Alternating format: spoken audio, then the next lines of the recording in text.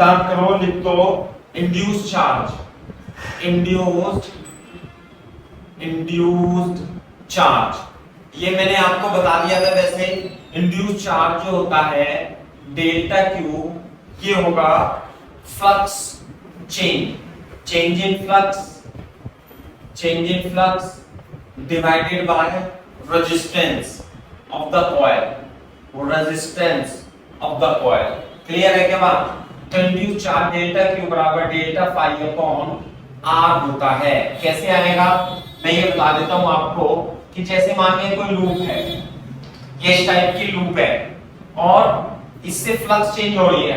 अब फ्लक्स तो कैसे भी चेंज हो सकती है ना? तो इंड्यूस ईएमएफ उत्पन्न होगा। तो जो ईएमएफ उत्पन्न होगा, इंड्यूस ईएमएफ, वो total flux change divided by total time ऐसे हो जाएगा ना, ये delta phi upon delta t. तो जो इसका रेजिस्टेंस लूप का यदि आर है तो इसमें इंड्यूस करंट फ्लो होने लगेगी। तो इंड्यूस करंट होगी I induce divided by resistance R, है ना? VMF is equal to IR, है ना? वीईएमएफ आ जाएगा। तो आई इंड्यूस कितनी होगी? आई इंड्यूस हो जाएगी ईएमएफ अपॉन रेजिस्टेंस, तो delta phi upon delta T into resistance. और ये क्या होता है? Total charge upon total time. तो डेल्टा टी से डेल्टा टी कट जाता है, तो delta Q flux change divided by resistance आ जाता है। तो इसे ध्यान रखना है अपने को कि जो इंड्यूस चार्ज होगा वो फ्लक्स में परिवर्तन, change in flux divided by resistance के इक्वल होता है। मैं पहले भी बता चुका हूं, इसे आप एक बार लिख लेना है ये कॉन्सेप्ट, ठीक है? ये मैं क्वेश्चन लिख देता हूं, जैसे कि कुछ मोर एग्जांपल कर लेते हैं इंड्यूस ईएमएफ प्रोड्यूस कराने के। फॉर एग्जांपल लिख लो आप इसे, ये कॉइल है, रेडियस आर है और इसका रेजिस्टेंस क्या है भाई? आर है ना? और ये परपेंडिकुलर मैग्नेटिक फील्ड में रखी हुई है। और B जो है वो क्या है? B not T square into the volt, है ना? If find the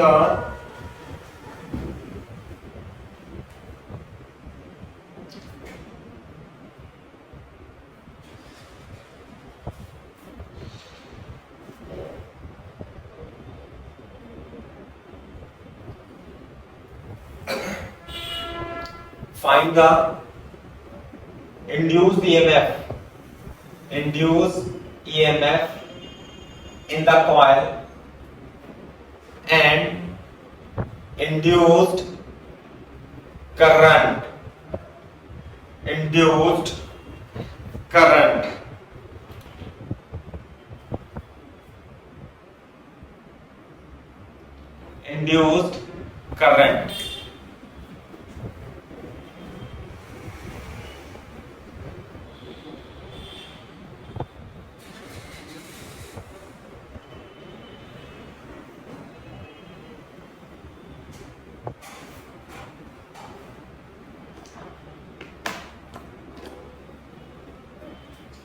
delta Q. हाँ भाई, तो B जो है B नॉट, रेडियस तो इसकी R है। What is R? R is the radius. तो हमें इसमें इंड्यूस ईएमएफ निकालना है। तो ईएमएफ कितना होगा भाई? ऐसे भी लिख सकते हो, सिंबल कुछ भी लिख लो। Induced EMF E is equal to minus n d∅ upon dt, ऐसे आ जाएगा ना? तो नंबर ऑफ टर्म्स तो 1 ही मान लेंगे, नेगेटिव साइन को छोड़ देंगे, है ना? वो तो डायरेक्शन बताएगा। तो d upon dt, फाई कितना आएगा? ba cos 0। तो d upon dt, b की जगह क्या लिख दूंगा? b not T square. Area जो लूप का है वो फिक्स है, pi are square into cos 1। Clear है क्या बात? तो B not pi are square common आ जाएगा, D by D T T square आ जाएगा। क्लियर है क्या बात?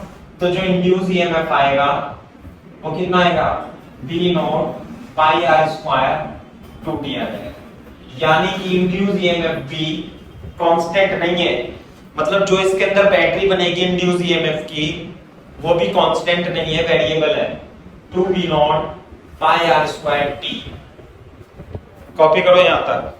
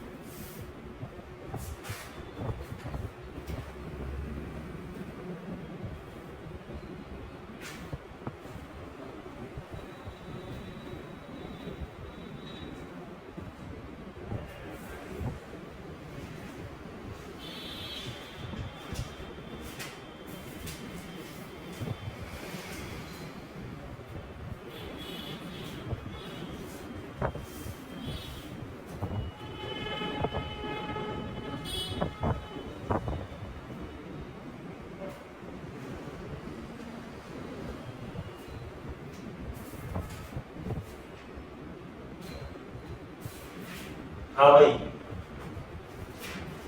कर लो कॉपी तेजी से।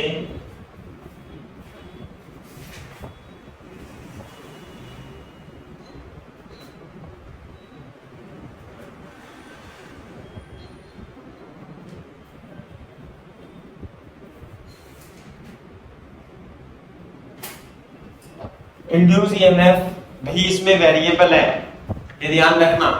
तो अब मेरे को इसमें रेजिस्टेंस कितना दे रखा है, लूप का रेजिस्टेंस R है।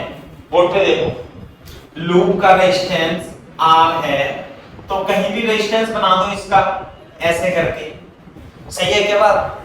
तो इसमें एक ईएमएफ की बैटरी बनानी पड़ेगी, तो बैटरी या तो आप इसे ऐसे बनाओगे ईएमएफ, या दूसरा तरीका ये है कि रेजिस्टेंस तो आप यहां पे दिखा दो, इसका रेजिस्टेंस R, या इसकी पोलैरिटी जो होगी वो इस तरीके से होगी। अब आप देख लो ईएमएफ तो ये होगा, कितना होगा भाई ईएमएफ ये। तो अब बताओ यदि बैटरी ऐसे बनती है इसमें तो इंड्यूस करंट ऐसे फ्लो होगी, और यदि बैटरी इसमें ऐसे बनती है तो इंड्यूस करंट ऐसे फ्लो होगी। अब बताओ इसमें भाई फर्स्ट करेक्ट है या सेकंड करेक्ट है? मैं डायरेक्शन भी पूछ रहा हूं आपसे। जो इंड्यूस फर्स्ट नहीं, जिसे समझ में आ गया तो बिल्कुल सही है। देखो कैसे इसकी जो पोलैरिटी की इंड्यूस ईएमएफ या इंड्यूस करंट की डायरेक्शन कौन से नियम के अनुसार देंगे, लेंज लॉ के नियम के अनुसार। तो लेंज लॉ क्या है, वो उस कारक का विरोध करता है जिसके कारण वो स्वयं उत्पन्न होता है। It oppose the direction of induced EMF और induced current in the loop is in a such a way that it oppose the cause by which it is produced itself. This is called Lenz law and it is represented by negative sign. Clear है क्या बात? एक minute. दूसरा ध्यान दो, ये magnetic field time के साथ बढ़ रही है, टाइम के साथ बढ़ रही है, तो इसे घटाने की कोशिश करेगा इसके अंदर करंट। तो ये जो होगा करंट इसमें ऐसे प्रोड्यूस होगी, और इस इंड्यूस करंट के कारण जो इसकी खुद की मैग्नेटिक फील्ड है वो कैसे होगी, बाहर की तरफ होगी। समझे? ये एक्सटर्नल तो बढ़ाने की कोशिश करेगा, लेकिन ध्यान से सुनो, इंड्यूस करंट इस तरीके से उत्पन्न होगी कि इस इंड्यूस करंट की मैग्नेटिक फील्ड इस एक्सटर्नल मैग्नेटिक फील्ड को हेल्प नहीं करेगी बल्कि अपोज करेगी। तो ऐसे होगा। अगर जो करंट इसमें ऐसे फ्लो होती है तो इस इंड्यूस करंट के कारण भी मैग्नेटिक फील्ड अंदर की ओर होगी, और एक्सटर्नल फील्ड तो पहले से ही अंदर की ओर बढ़ रही है, तो ये वाली करंट इंड्यूस करंट की डायरेक्शन इसे हेल्प कर देगी। तो इसलिए this is not the case, this is the case. ये तो मैं पहले ही आपको बता चुका हूं, है ना, कई बार। फिर भी मेरे को ऐसा लगता है कि कुछ बच्चों के शायद समझ में नहीं आए, तो मेरे बार बार रिपीट करने से वो उस सेंटेंस को समझ लें। ठीक है, वेरी गुड। तो इसमें जो इंड्यूस करंट होगी, ईएमएफ तो ये आ गया, ये ई अपॉन आर। ई की वैल्यू कितनी थी, 2b0 pi are square t upon r. Clear है क्या? ये है इंड्यूस करंट। अब ये जो इंड्यूस करंट है, इस तरीके से जब इसमें करंट चलेगी, कोई बैटरी नहीं है इसमें, लेकिन एक इमेजिनरी इंड्यूस ईएमएफ की बैटरी बन जाएगी ऐसे करके, समझे? और करंट चलने लगेगी लूप में। बिल्कुल बात सही है। तो आई को हम क्या लिखते हैं भाई? चले, तो इंड्यूस करंट आ गई, इसे हम लिखेंगे, आई को लिखेंगे dq upon dt 2b0 pi are square upon r into t. बात समझ में आई? अब यदि आपको इसमें चार्ज निकालना है किसी टाइम इंटरवल में, तो dq जो होगा 2b0 pi are square r t into dt हो जाएगा। तो जो टोटल चार्ज फ्लो है, देखो ध्यान से, टोटल चार्ज फ्लो कैसे निकालेंगे भाई? टोटल चार्ज फ्लो, इसलिए total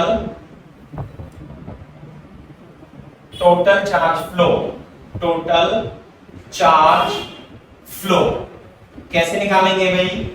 Q equal to delta Q से निकालेंगे, इंटीग्रेशन ऑफ किसका?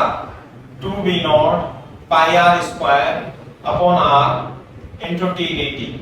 कहां से कहां तक? वो टाइम इंटरवल दे देगा 0 से t। तो 2b0 pi are square upon R और integration T D T from 0 से डेल्टा t, तो आ जाएगा 2b0 pi are square upon R delta t square by 2 from 0 to delta t।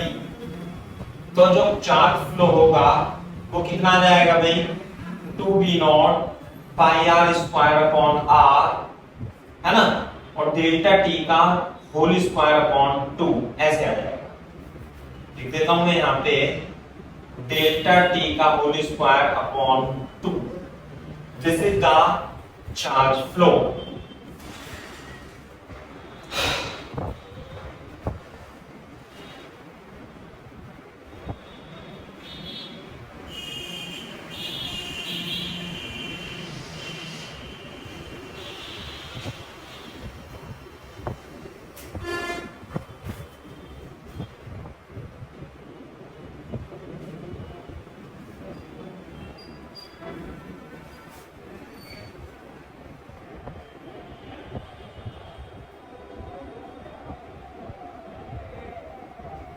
Delta t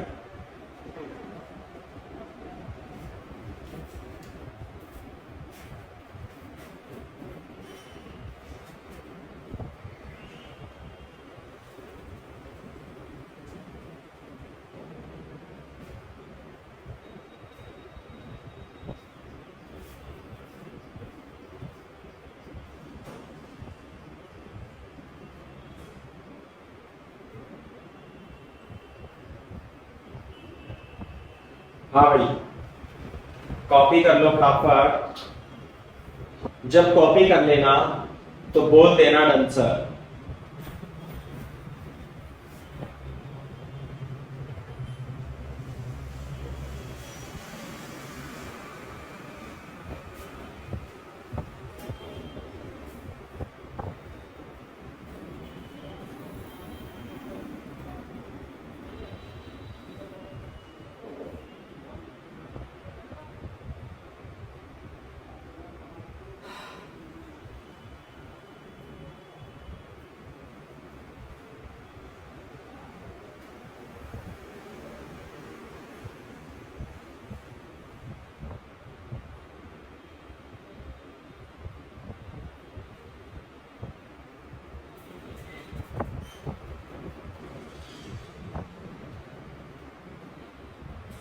total charge flow.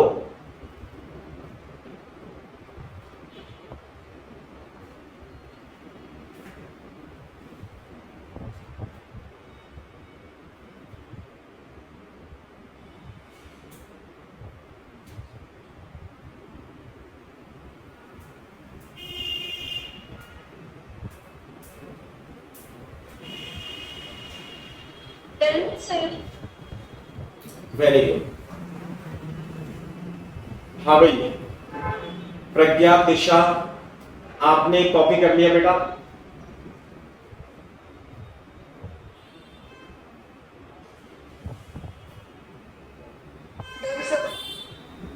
Very good.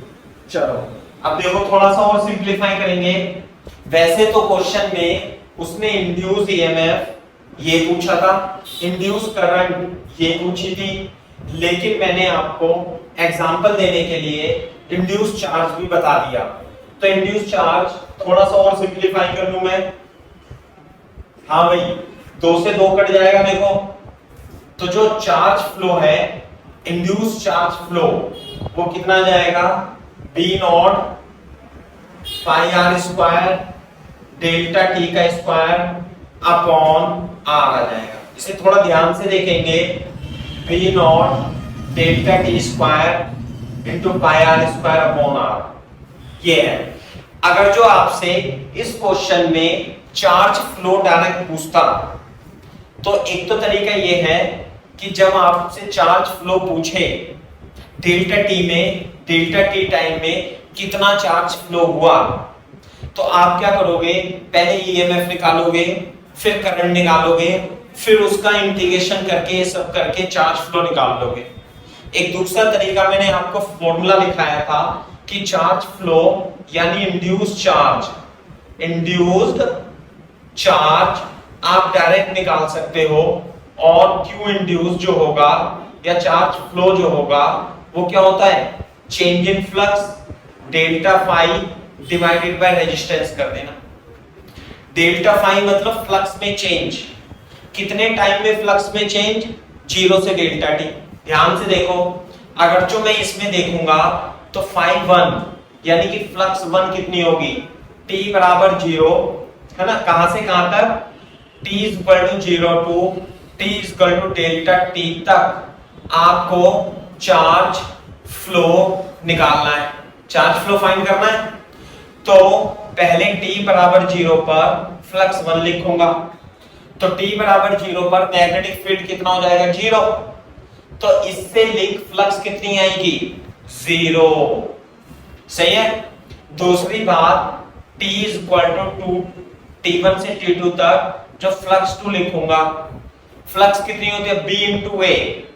तो delta T time पर जो magnetic field होगी B not delta t square होगी, और area क्या होगा भाई इसका, एरिया इस लूप का होगा पाई आर स्क्वायर।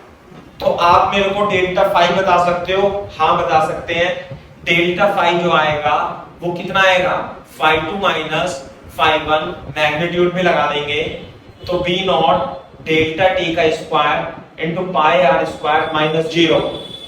तो जो डेल्टा फाई आया वो कितना आया, बी नॉट डेल्टा टी का स्क्वायर पाई आर स्क्वायर, ये आ गया डेल्टा फाई। अब जो चार्ज फ्लो होता है वो कितना आएगा भाई, डेल्टा फाई अपॉन आर, तो बी नॉट डेल्टा टी का whole square into pi are square upon are आ जाता है। आप चाहे एक इजी मेथड से करो, चाहे ईएमएफ निकालने के बाद करंट निकालो और करंट को इंटीग्रेट करके चार्ज निकालो, आंसर सेम ही आएगा। इसलिए इससे पहले मैंने आपको फॉर्मूला लिखा दिया था कि इंड्यूस चार्ज फ्लो यदि आपको किसी पर्टिकुलर टाइम इंटरवल में निकालना है तो आप उस पर्टिकुलर टाइम इंटरवल में फ्लक्स चेंज निकालना और रेजिस्टेंस लूप के रेजिस्टेंस से डिवाइड कर देना, तो टोटल चार्ज फ्लो आ जाता है। कॉपी करो।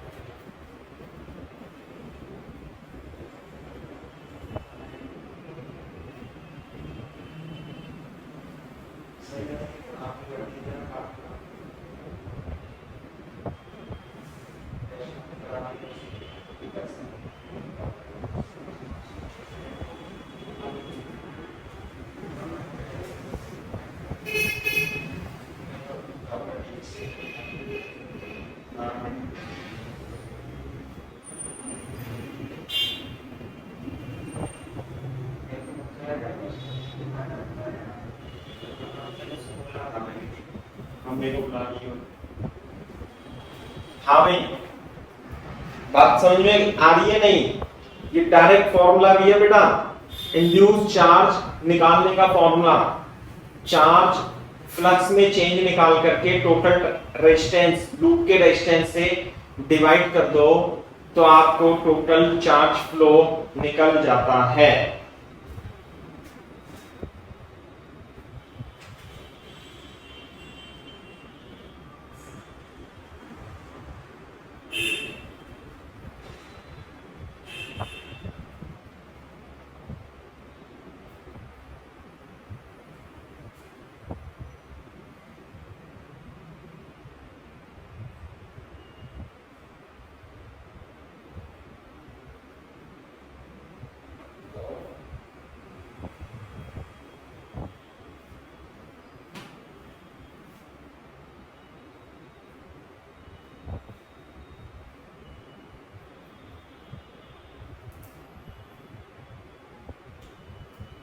कॉपी कर लो तो बोल देना डन सर, और यदि कोई कंफ्यूजन हो तो पूछ लो बेटा, कोई भी डाउट हो तो पूछ लो।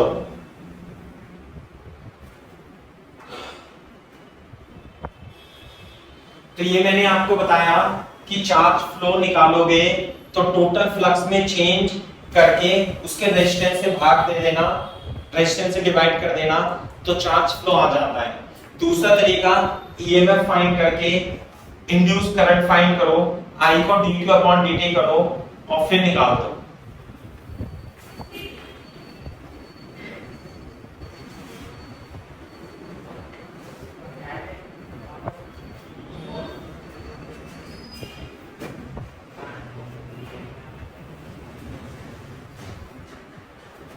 हाँ भाई, तो क्वेश्चन ऐसे है कि ये इनफाइनाइट करंट है,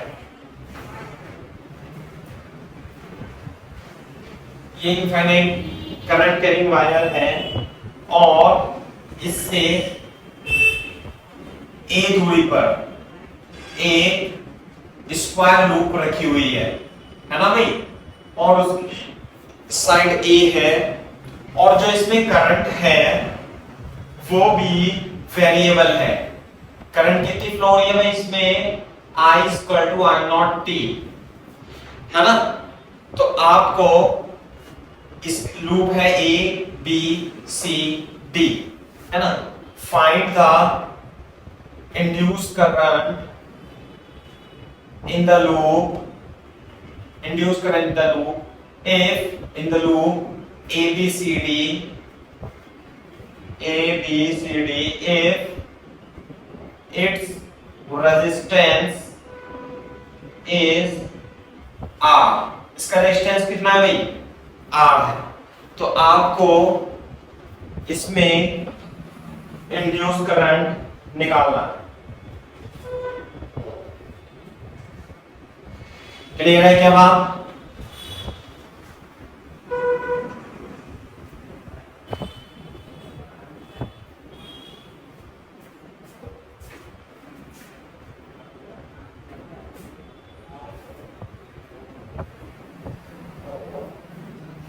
देखो कैसे निकालेंगे।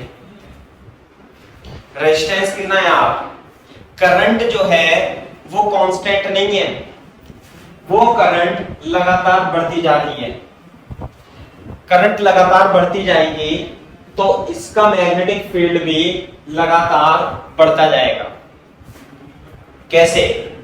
देखो फॉर एग्जांपल सॉल्यूशन करेंगे ना इसका, तो सॉल्यूशन है ना भाई। तो क्वेश्चन को तो ऐसे ही रखेंगे, आंसर यहां पे लिखेंगे, कभी आप इसमें गुचड़ गुचड़ कर दो, है ना। तो यह है current I equal to I naught t, यह है लूप, समझे।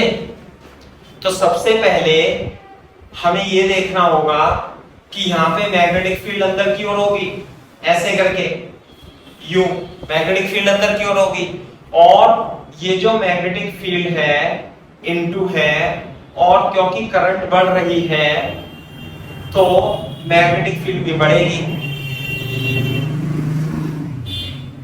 तो मैग्नेटिक फील्ड बढ़ेगी तो इसमें इंड्यूस करंट इस तरीके से प्रोड्यूस हो जाएगी कि वो उसे घटाने की कोशिश करे। तो भाई इसमें बताओ, दो केसेस हैं इसमें कि इंड्यूस करंट या तो ऐसे प्रोड्यूस होगी या इंड्यूस करंट ऐसे प्रोड्यूस होगी। एक मिनट उल्टा बना, यूं। ये तो हो गई एंटी क्लॉकवाइज, ये हो गई क्लॉकवाइज। बताओ भाई इंड्यूस करंट इसमें लूप में क्लॉकवाइज होगी या एंटी क्लॉकवाइज होगी? एक का आंसर आया एंटी क्लॉकवाइज, और भी बताओ। वेरी गुड, एंटी क्लॉकवाइज ही होगी। क्यों? क्योंकि मैग्नेटिक फील्ड बढ़ रही है तो इसमें करंट ऐसे प्रोड्यूस होगी कि इसकी खुद की करंट के कारण जो मैग्नेटिक फील्ड है वो इसके अपोजिट हो, तो ऐसे होगी ये बात, यही होगी ना बाहर की तरफ, यूं ऐसे ऐसे, और जबकि इसमें तो क्या होगी अंदर, इस करंट की वजह से। सही है ना बात? चलो ये तो डायरेक्शन वैसे पता, ये तो जनरल चीज हो गई अब आपके लिए, है ना, एंटी क्लॉकवाइज। थोड़ा इसे कॉपी कर लो रफ में, इधर की साइड में मैं इसे साफ करने वाला हूं, इसे कॉपी कर लो यहां तक।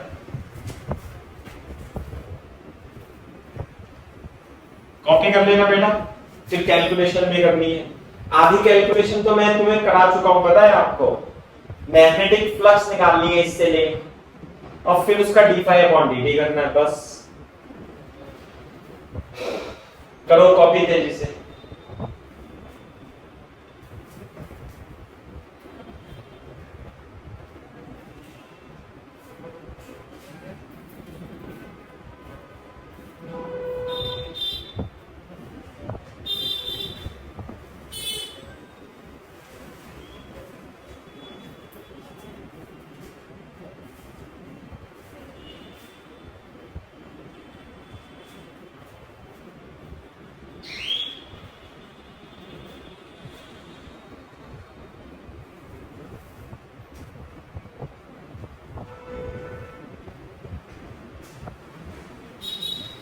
हाँ भाई कर लिया कॉपी?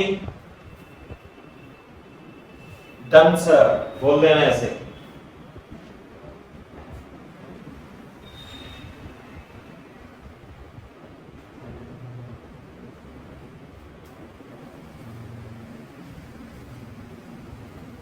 ओके चलो ये है।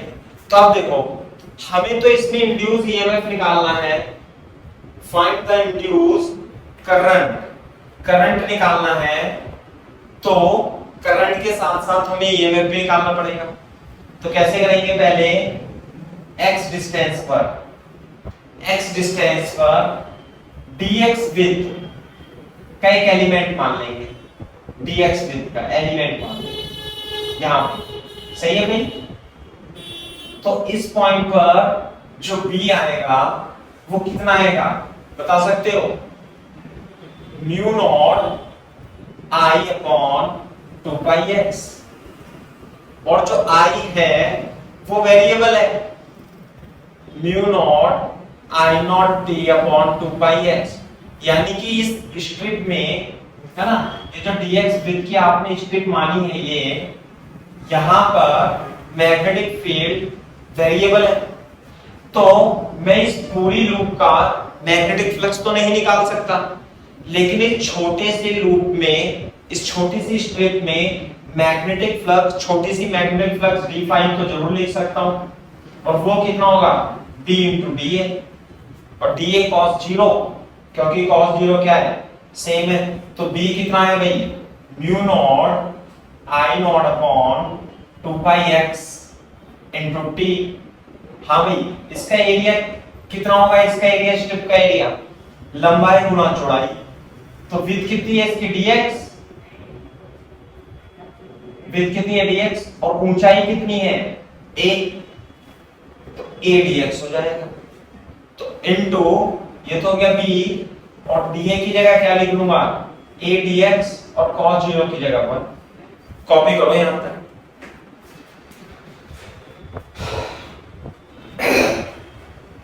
करो कॉपी।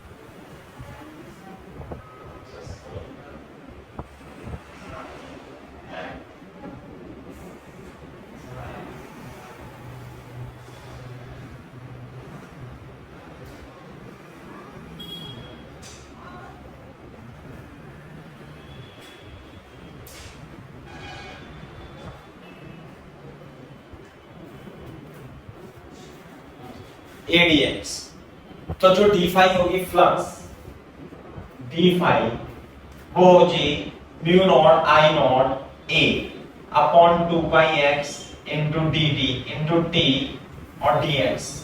क्लियर है क्या बात, ये आ जाएगा। तो टोटल फ्लक्स निकाल सकते हो भाई आप इसमें,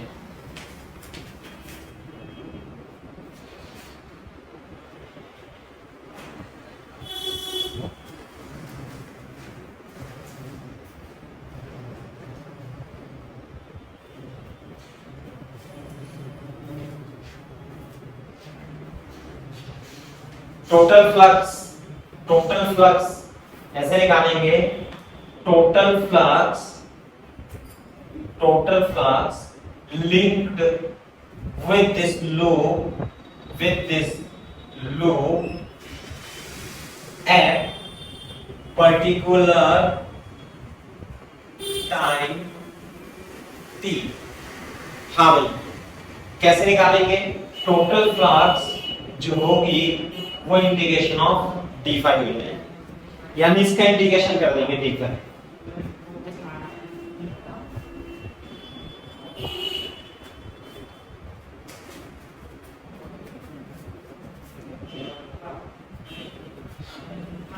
कैसे करेंगे,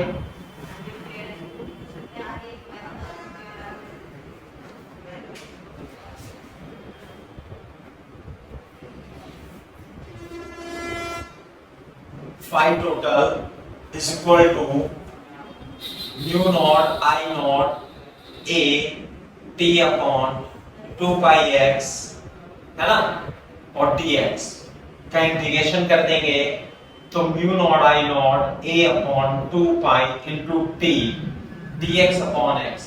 ये जो t है ये भी बाहर आ जाएगा, क्यों, क्योंकि किसी पर्टिकुलर टाइम पर हम इस लूप से लिंक फ्लक्स निकाल रहे हैं, तो ये जो टाइम है ये फिक्स टाइम है, जैसे 2 सेकंड 5 सेकंड, तो ये जो फ्लक्स है ये हमने डी फाई इससे लिंक निकाली, तो ऐसी ऐसी पट्टियां कहां से बनेंगी भाई, ये वाली पट्टी, ये वाली पट्टी, और कहां तक जाएगी पट्टी, एंड तक जाएगी। यानी कि हमें x की value x equal to a से लेकर के ये कितना है a, और कहां तक चलना है भाई हमें, x इक्वल टू 2a तक चलना है। लिख लेना यहाँ पे, इसके नीचे जो पट्टी बनेगी वो x इक्वल टू a से लेकर x equal to 2a, a से लेके 2a तक हमें इंटीग्रेशन करेंगे, तो हम total flux link with this loop at particular time t निकाल लेंगे। Mu naught I naught a upon 2 pi t, 1 upon x का इंटीग्रेशन ध्यान रखना ln x होता है a से 2a, है ना भाई।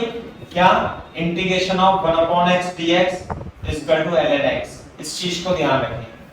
कॉपी करो यहां।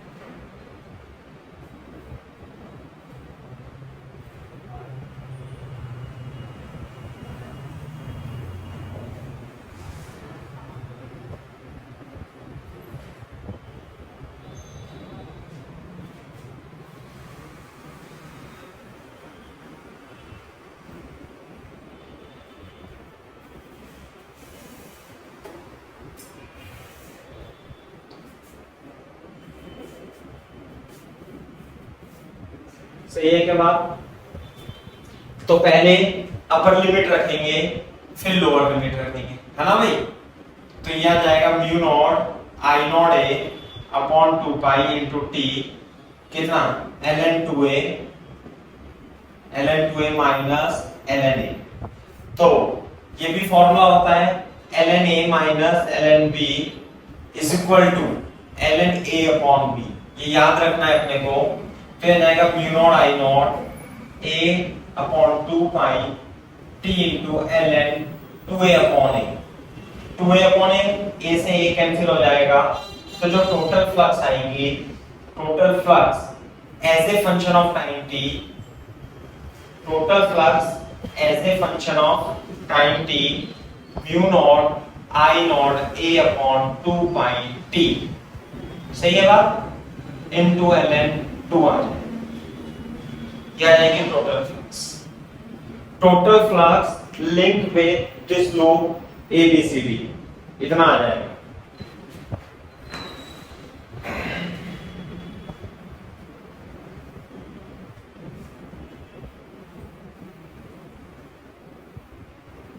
जब टोटल फ्लक्स आ जाएगा, इसे दोबारा से चित्र आप बना लेना, ये रहा, इसमें फ्लक्स आ गई, कितनी फ्लक्स है, phi as a function of time t, तो EMF क्यों बढ़ेगी ना, क्यों बढ़ रही है, तो ऐसे करंट होगी उत्पन्न, तो इसमें इस लूप में बैटरी बन जाएगी, ऐसे बैटरी की पोलैरिटी इस तरीके से होगी, है ना, और इस लूप का रेजिस्टेंस भी होगा R, तो जो इसका इंड्यूस EMF होगा वो कैसे निकालेंगे भाई हम, d∅dt करके, माइनस माइनस छोड़ देंगे, तो यानी कि इस फ्लक्स का डिफरेंशिएशन करेंगे टाइम के रेस्पेक्ट में, तो ये जो t है ये, तो d/dt mu naught I naught a upon 2 पाई और t ln 2, समझ में आई बात। तो t बाकी सब तो कांस्टेंट है और t का डिफरेंशिएशन क्या हो जाएगा 1, तो इंड्यूस EMF आ जाएगा a upon 2 pi ln 2, this is the induced EMF, यानी ये जो बैटरी बनी है इसका EMF इतना होगा, तो करंट कितनी होगी भाई, तो करंट भी निकाल लेंगे हम। तो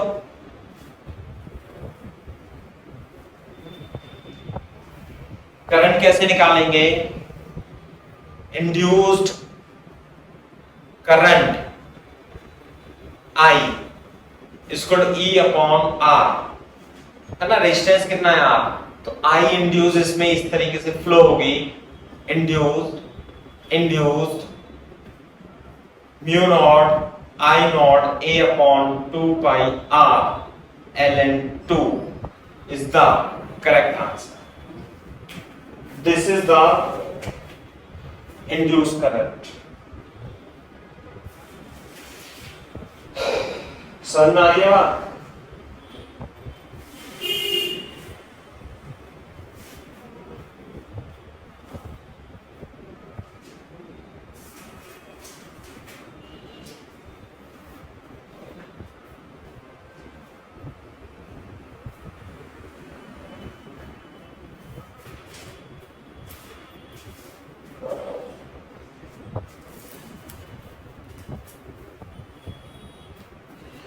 कॉपी कर लो फास्ट, कॉपी कर लो तो बोल देना आंसर। I बराबर I नॉट टी ऐसे फ्लो हो रहा था।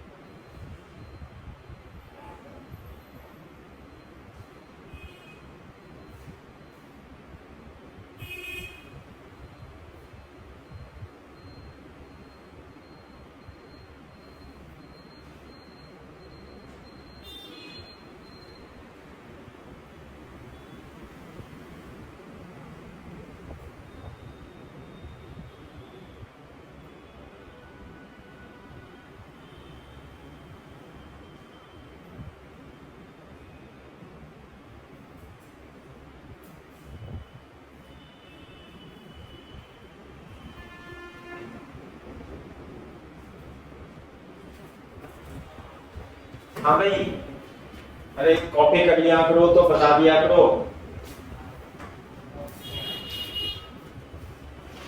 करो फटाफट। हाँ अब देखो,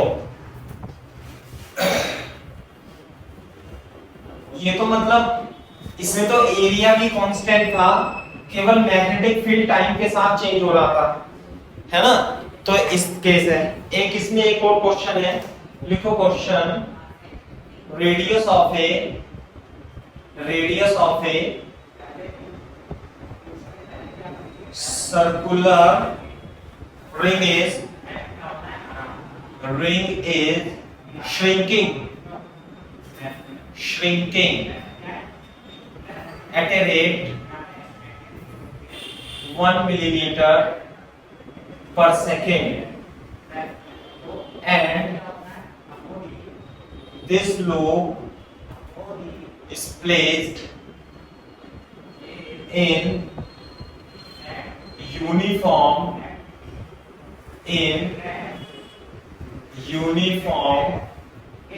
magnetic field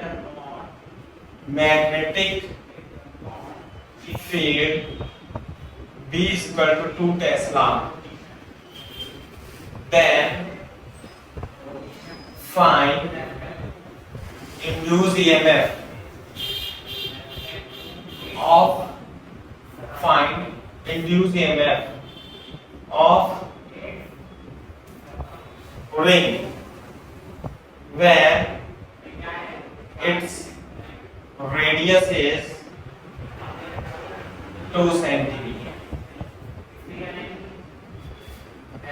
Radius is 2 centimeter.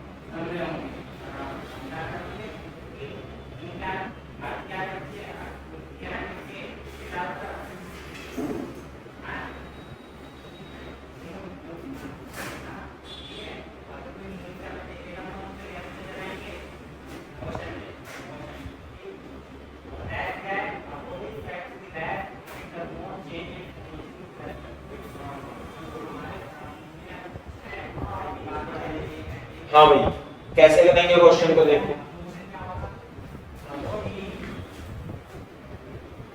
Magnetic field है, मैग्नेटिक फील्ड तो है अंदर की ओर ऐसे, और यूनिफॉर्म मैग्नेटिक फील्ड है। कितना है भाई मैग्नेटिक फील्ड? 2 टेस्ला मान लेते हैं, और ये रिंग है और ये श्रिंक कर रही है। श्रिंक कर रही है इसका मतलब इसकी रेडियस टाइम के साथ कम हो रही है, यानी कि -dr/dt rate change of radius with time is 1 mm/s। ये दे रखा, माइनस इसलिए आया क्योंकि रेडियस इज डिक्रीजिंग। बात समझ में आई? तो जब ये रेडियस कम होगी तो इससे लिंक फ्लक्स टाइम के साथ चेंज होती जाएगी। तो बेटा यहाँ पे फ्लक्स लिख दो इसका, किसी भी टाइम t पर ऐसे लिखेंगे, at any time t flux b into a, और b तो क्या है 2, और एरिया क्या होगा पाई आर स्क्वायर, दूसरी बात पाई आर स्क्वायर। ये होगी, क्लियर है क्या बात? अब देखो क्या फ्लक्स बदल रही है टाइम के साथ? हाँ। क्यों बदल रही है? क्योंकि इसका एरिया बदल रहा है। तो बेटा ईएमएफ कितना होगा बताओ? ईएमएफ होगा -d∅/dt होगा। क्लियर है क्या बात? तो -d/dt, फाई कितना आ गया? 2πr²। क्लियर है क्या बात? मैग्नीट्यूड लगा देंगे इसमें u, तो d/dt, हाँ भाई 2πr² का डिफरेंशिएशन, 2π तो एज इट इज, r² का डिफरेंशिएशन t के रेस्पेक्ट में 2r/dr/dt। बात समझ में आ रही है नहीं? तो इंड्यूस ईएमएफ कितना होगा? 4πr/dr/dt। दूसरी बात, dr/dt की वैल्यू कितनी दे रखी है? 1 मिलीमीटर/सेकेंड। सही है? तो 4πr/dr/dt की वैल्यू कितनी रखूं? 10⁻³ मीटर/सेकेंड। बात समझ में आ गई? और ये इंड्यूस ईएमएफ क्या है? r का फंक्शन है। उसने कह दिया जब r 2 सेंटीमीटर हो तो ईएमएफ बताओ। तो जो ईएमएफ आया वो रेडियस का फंक्शन आया, r की वैल्यू रख देना।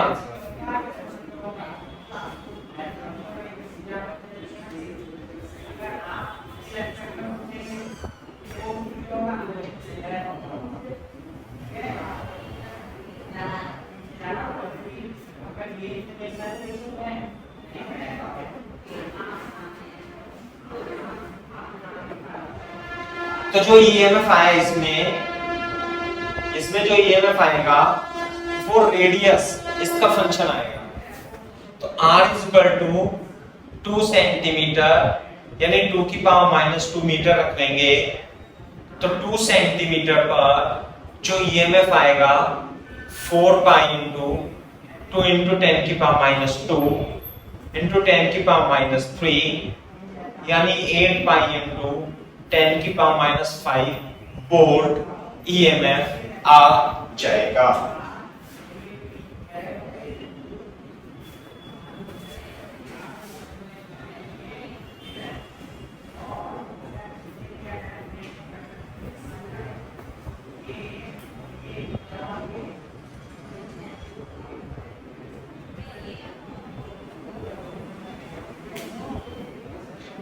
तो जैसे मैथ्स में डिफरेंशिएशन नहीं करते हैं, एप्लीकेशन ऑफ डेरिवेटिव में हमने सवाल पढ़ा था, है ना, वो उसी तरह है।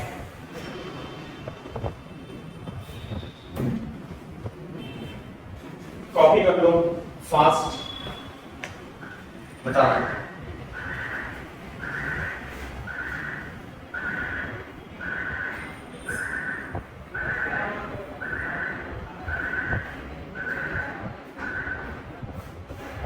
किसी को कोई डाउट हो तो पूछ सकते हो भाई,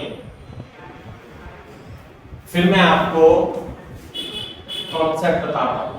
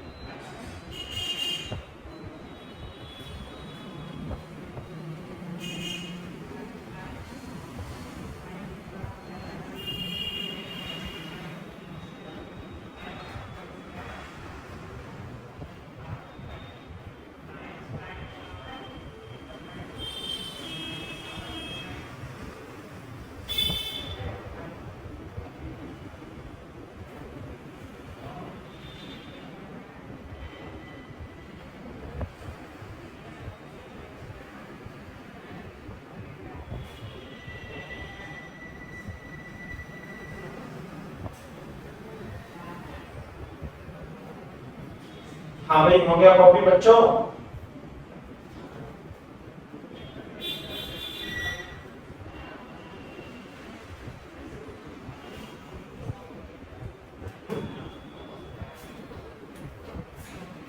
सही है। अभी देखो, ये देखो कि जो इंड्यूस ईएमएफ होता है वो -d5/dt होगा। समझ में आई बात? तो इसका मतलब ये है कि यदि आपको कभी फ्लक्स और टाइम के बीच में ग्राफ दे दें, फ्लक्स और टाइम के बीच में ग्राफ दे दें, तो जो ईएमएफ होगा, ईएमएफ इंड्यूस्ड ईएमएफ जो होगा वो क्या होगा, minus into slope of phi T graph. शायद ही मैंने कल आपको कराया था या नहीं कराया था, मेरे को ध्यान नहीं है ना। अगर जो कराया हो तो मेरे को बता दो भाई, सही है? हाँ हाँ हाँ, कराया था तो बिल्कुल सही बात है, कराया था तो छोड़ देते हैं इसे, है ना। मैंने कल करा दिया था, मेरा ध्यान नहीं रहा, है ना। तो ये है, अब हम लिखते हैं इंड्यूस हीट। इंड्यूस हीट जब ये करा दिया था तो लिखो इसमें इंड्यूस्ड हीट। इंड्यूस्ड हीट कैसे उत्पन्न होगी, ध्यान से देखो। जब आप इसमें इससे लिंक मैग्नेटिक फ्लक्स को, है ना, इससे लिंक मैग्नेटिक फ्लक्स को चेंज करते हो, अब चेंज करते हैं तो इसमें बैटरी बन जाती है। ऐसे बनेगी या ऐसे बनेगी वो बात अलग है, लेकिन इसमें करंट फ्लो होने लगती है। तो जब इसमें करंट फ्लो होगी और इस लूप का रेजिस्टेंस भी होगा, तो जब इस रेजिस्टेंस में करंट फ्लो होती है तो उसकी वजह से हीट का भी प्रोडक्शन होगा। तो वही हमें हीट निकालनी है, वही हीट आपको निकालनी है। तो कैसे निकालेंगे? तो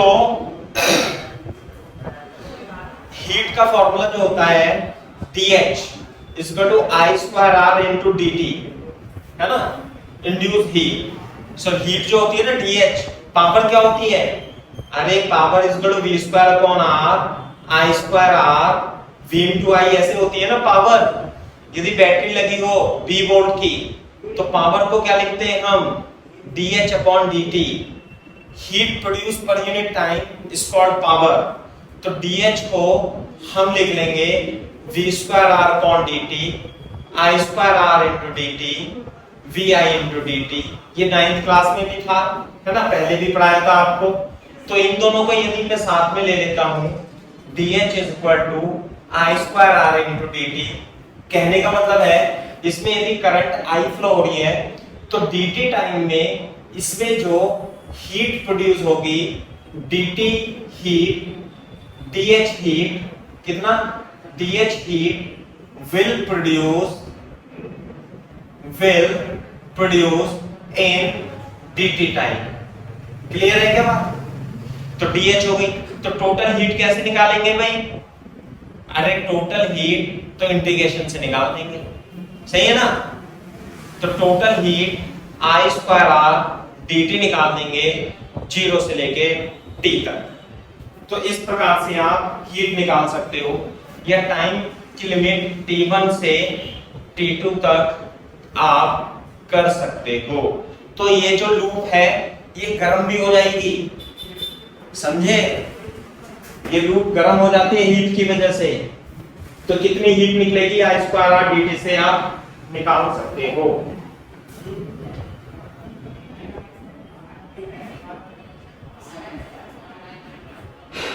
कर लो कॉपी फटाफट तेजी से।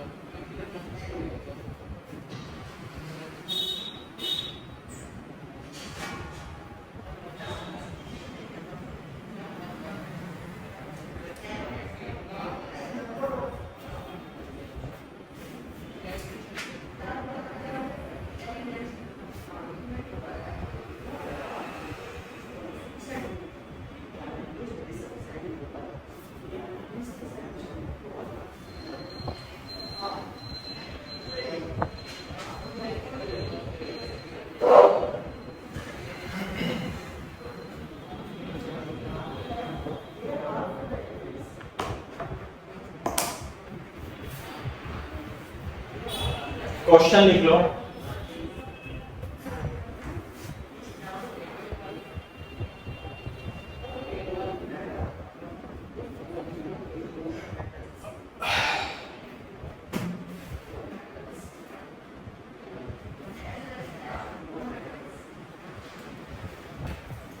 कैसे लिखेंगे बताओ।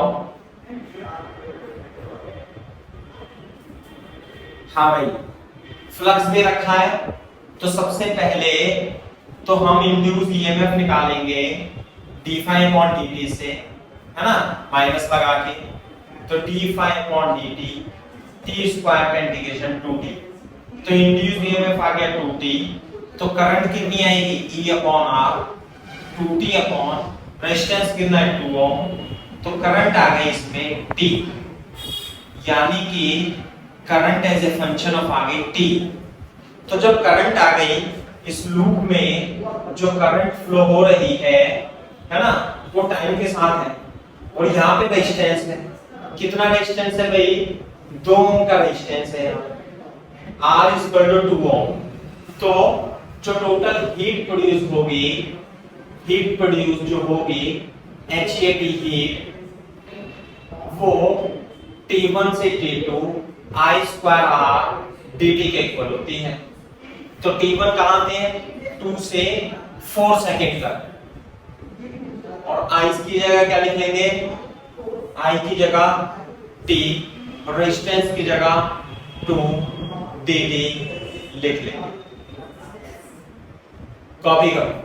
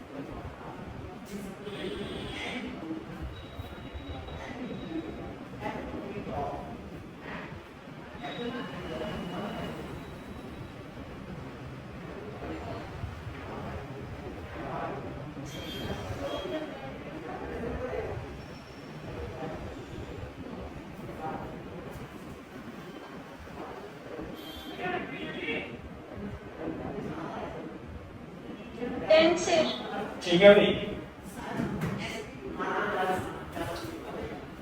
ये कितना हो गया 2 to 4 t dt। कितना हो जाएगा t²/2 फ्रॉम 2 to 4। तो 2 से 2 कट जाएगा, है ना भाई। t² है ऊपर।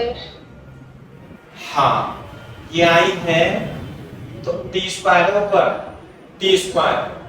तो यहाँ पे t⁻³ फ्रॉम 0 to 4, और ये आ जाएगा 2/3, है ना। पहले रखेंगे 4, फिर रखेंगे 2, तो 2/3, 4 चौक 16, चौका 64, 2 दूनी 4 दूनी 8, तो 64 में से 8 जाएंगे 56, है ना भाई। तो 112/3 जूल हीट विल प्रोड्यूस, ऐसे निकालो। क्लियर है क्या बात। तो इस तरीके के छोटे छोटे क्वेश्चन हैं, ये भी आ जाते हैं, है ना। ये मिल जाएंगे तुम्हें किसी किताब सिंगेज विंगेज पब्लिकेशन में तो मिल जाएंगे, है ना। ऐसे एससीबी में नहीं मिलने के। सही है भाई।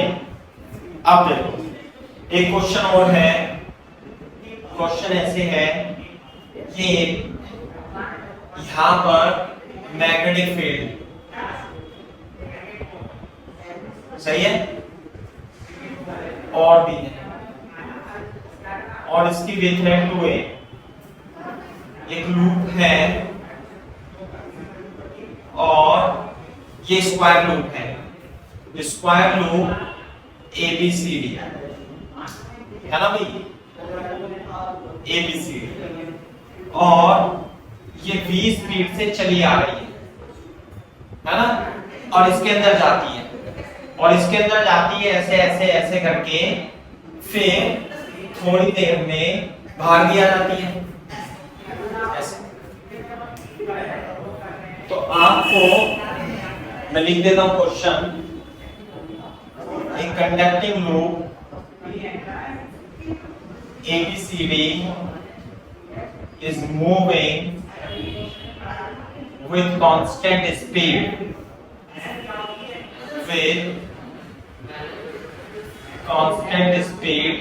V as shown in figure,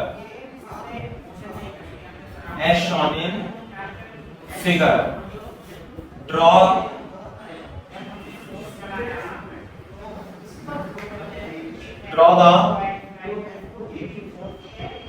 the induced EMF versus time graph.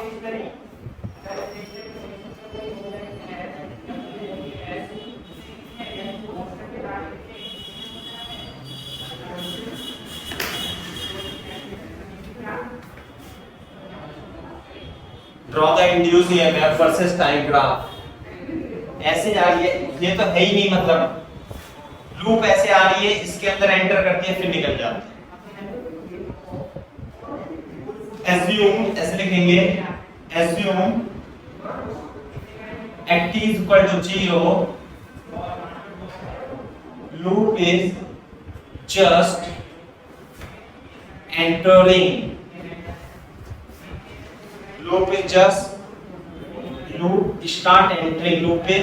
loop starts entering in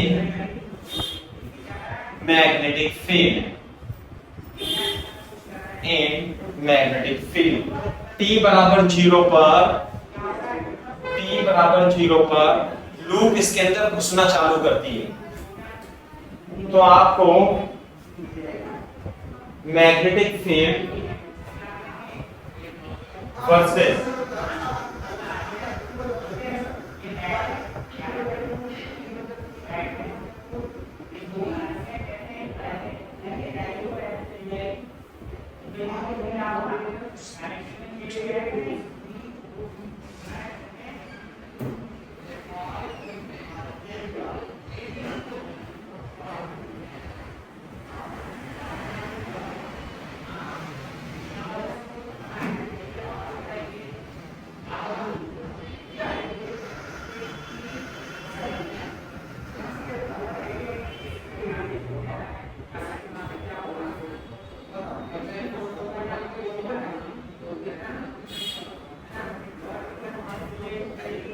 हाँ भाई देखो कैसे करेंगे, ध्यान से देख लो, क्वेश्चन तो ज्यादा टफ नहीं है, लिख लेना, आप समझ लो इसे।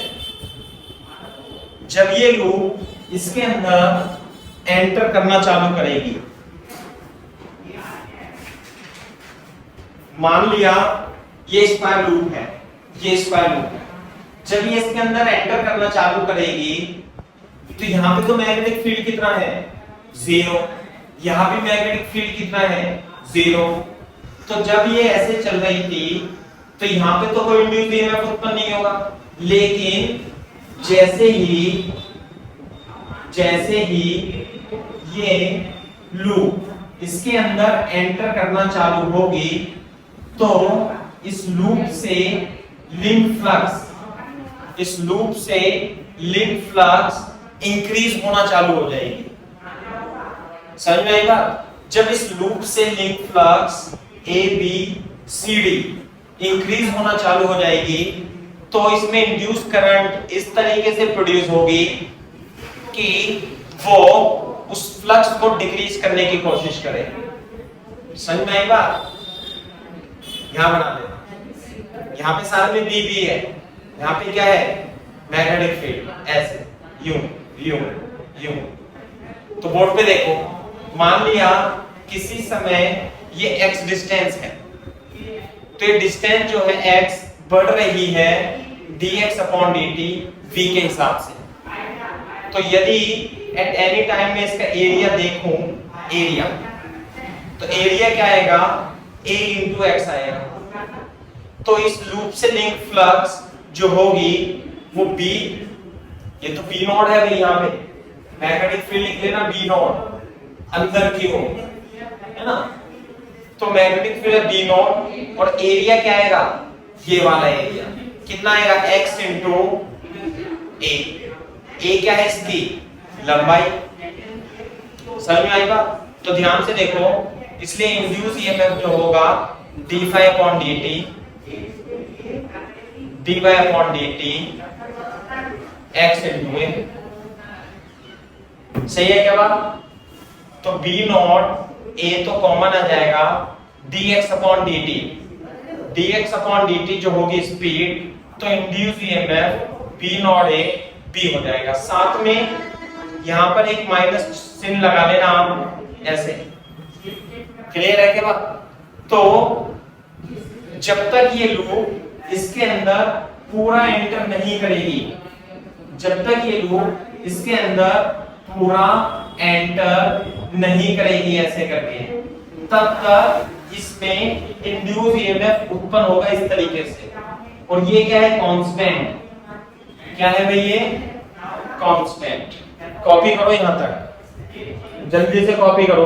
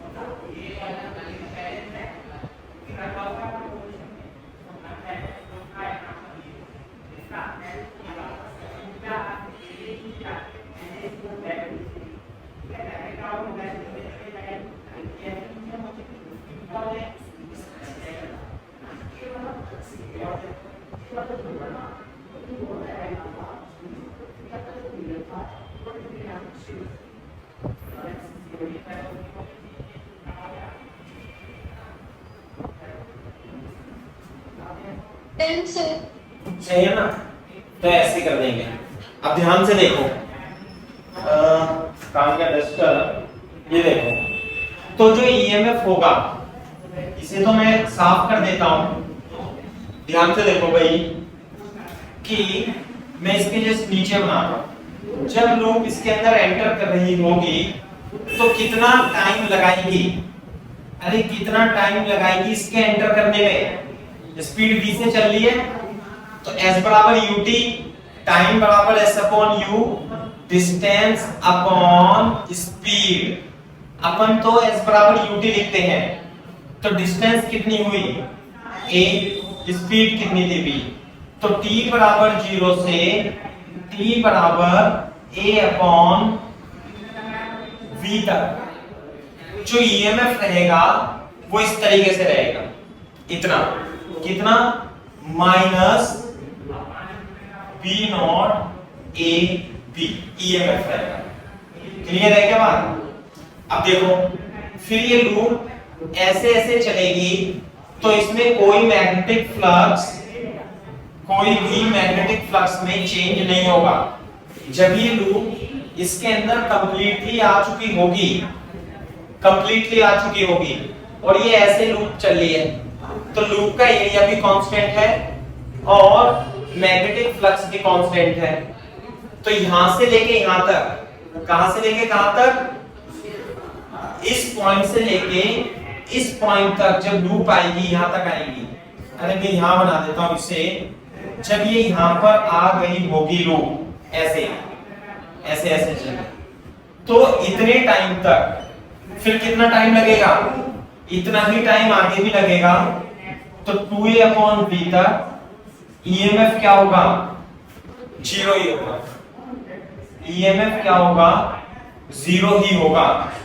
उसके बाद जब ये लूप निकलने लगेगी, निकलने कैसे लगेगी, ऐसे v स्पीड से, तो इसकी मैग्नेटिक फ्लक्स कम होने लगेगी। मैग्नेटिक फ्लक्स कम होने लगेगी तो भी इंड्यूस ईएमएफ उतना ही होगा जितना कि पहले था, और ये टाइम कितना हो जाएगा, 3a अपॉन b हो जाएगा। और जो इंड्यूस ईएमएफ होगा आपकी बार कितना होगा भाई, ये b नॉट a b होगा। डायरेक्शन चेंज हो जाएगी। देखो पहले जब ये अंदर घुस रही है तो करंट की डायरेक्शन कैसे होगी, करंट की डायरेक्शन ऐसे होगी एंटी क्लॉकवाइज, और जब ये इसमें से निकल रही होगी तो ये मैग्नेटिक फ्लक्स कम हो रही होगी तो उसे बढ़ाएगा, तो करंट इसमें इस तरीके से प्रोड्यूस होगी। तो एक में घुसते समय तो एंटी क्लॉकवाइज तो नेगेटिव, और इसके बीच में जब होगा बीच में तो मैग्नेटिक फ्लक्स 0 है ना, ईएमएफ 0, और जब बाहर निकल रहा होगा तो क्लॉकवाइज होगा, ईएमएफ निकल होगा। ये आएगा ग्राफ से बना लो।